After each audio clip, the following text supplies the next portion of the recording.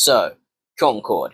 This game had Sony money, PlayStation marketing, an entire studio acquisition behind it, and it lived for exactly 14 days before Sony hit it with the "we're issuing full refunds" button like someone accidentally ordered Uber Eats to the wrong apartment. And here's the thing, that keeps me up at night.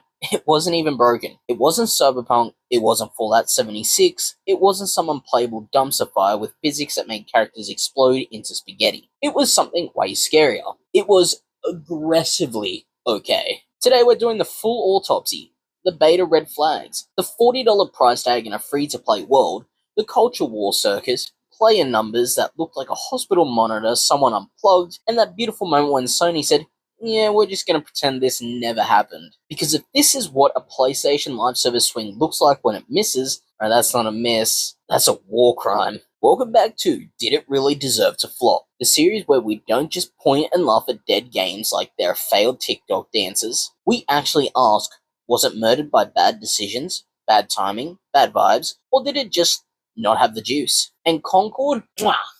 Chef's kiss. This is one of the cleanest examples I've ever seen of a big budget game losing the audience before it even had a chance to disappoint them in person. Concord was announced as Firewalk Studios' new PvP multiplayer FPS, PS5 and PC coming in hot, and Sony clearly treated it like part of their big live service push. Not the main character like Destiny, but definitely one of the future pillars. They kept talking about it in investor calls, while trying to convince everyone that games as a service wasn't just corporate speak for please keep buying battle passes. Then, May 2024, they fully showed it off. Launch date locked for August 23rd, 2024. The pitch, 5v5 hero shooter, sci-fi universe, free gunners with abilities, roles, team play, maps, modes. But here's the problem, and I need you to feel this in your soul. The pitch sounded like a pitch deck. Nothing about it screamed, this is the game you abandon your current main for. It screamed, we've analyzed marketing trends and identified the hero shooter vertical as a growth opportunity. And nothing gets gamers hyped like corporate synergy. Right? Concord launched at $39.99 with Sony promising that post-launch content, characters, maps, all of that would be free. Now look, I actually respect the pay once, no casino mechanics model in theory, but the hero shooter space is basically a nightclub where every single competitor is letting people in for free. Overwatch 2, free. Apex Legends, free. Valorant, free. Marvel Rivals, also free, and also eating everyone's lunch right now. Even if you hate those games, they have one unbeatable feature. Wanna try it? Costs nothing. Concord's answer to wanna try it was, sure, that'll be $40. Also, you need PS Plus if you're on console. Also, we don't have a battle pass yet, but trust us, bro. That's not a barrier. That's a moat with alligators. And what makes it worse, the timing. When you charge up front in this genre, you don't get to be pretty good. You don't get to be solid with potential. You have to immediately be iconic. Concord showed up to a knife fight with a butter knife and a business card. Sony ran beta weekends in July 2024. Early access beta, July 12th to 14th. Open beta, July 18th to 21st. And from the jump, the vibe online was not, holy crap, this is the next big thing. It was more like, wait, is this it? Is this the whole thing?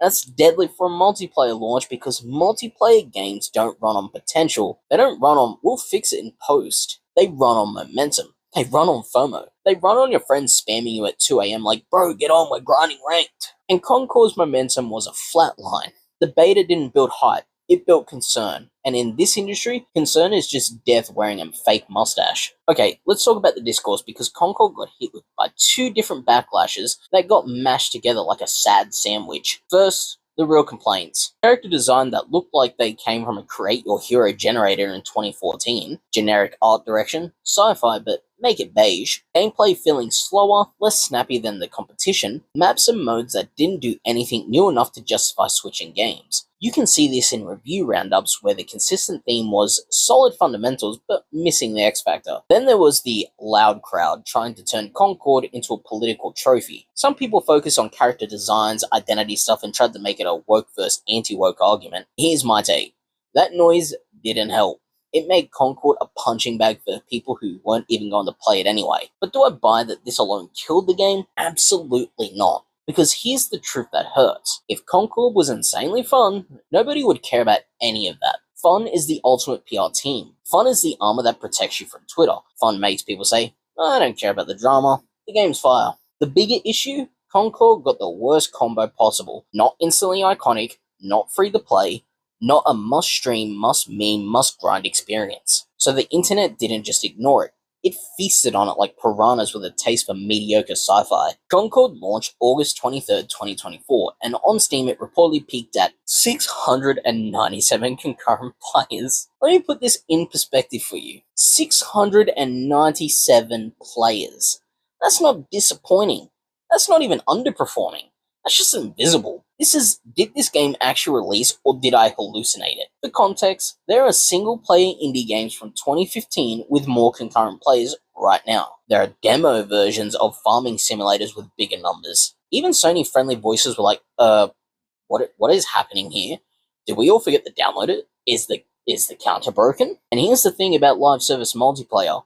When you're invisible at launch, you don't get a second chance. Players don't queue into games that feel empty. Multiplayer is a party, and nobody wants to show up to realize they're the DJ, the bartender, and the only guest. Critics landed in the cursed middle zone, mixed to okay. Metacritic had it floating in purgatory, and OpenCritic showed a low recommendation rate with a weak overall impression. This is genuinely the worst possible outcome. Bad reviews? At least people are curious. How bad could it be? Great reviews? Momentum, hype. Everyone's playing it. But yeah, it's fine.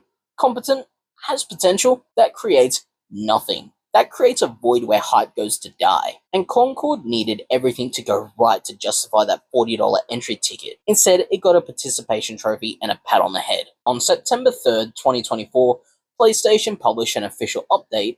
Sales would stop immediately, and they would begin offering full refunds. They also confirmed the game would be taken offline starting September 6, 2024. I need you to understand how insane this is. Companies don't do this.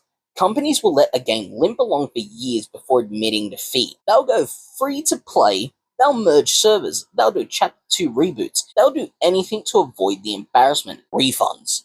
Full refunds 2 weeks after launch. That's the we're not even going to pretend this is fine option. That's the corporate equivalent of turning the lights on at the club, grabbing the mic and saying, everybody out, this is over, go home, the bar's closed. I've seen relationships last longer than Concord's live service. Soon after, reports came out that Concord's game director, Ryan Ellis, stepped down into a support role while Firewalk's future was uncertain. And that tells you everything about the internal vibe. Not we're fixing it, not season 2 is going to be huge, or like we're waiting to see if we still exist on Monday. When the captain leaves the ship while it's still technically floating, you know the iceberg won. Then on October 29th, 2024, Sony permanently sunset Concord and closed Firewalk Studios. That's the final stamp.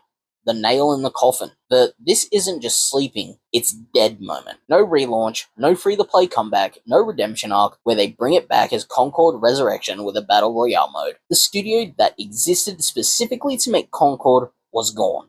Like Thanos snapped his fingers, but only for this one building. So did Concord deserve to flop? Here's my answer, and I'm gonna break some hearts. Concord didn't deserve to be humiliated.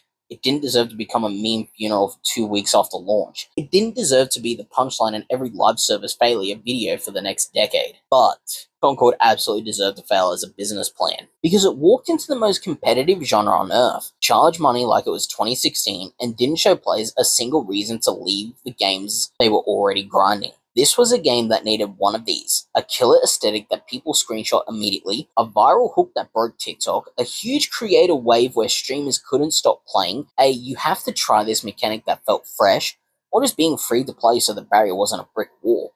And it had none of them loud enough. Instead, it had polish, it had vibes, it had a universe, it had a name that sounds like a regional bank or a productivity app. And here's the final beautiful tragic twist. Fans later tried reviving Concord through custom servers. The community was like, we can save him! And Sony's enforcement partner reportedly hit the project with a DMCA takedown, causing it to pause publicly, which is just poetic in the darkest way possible. Even Concord's ghost couldn't stay online. Even the Afterlife had a paywall.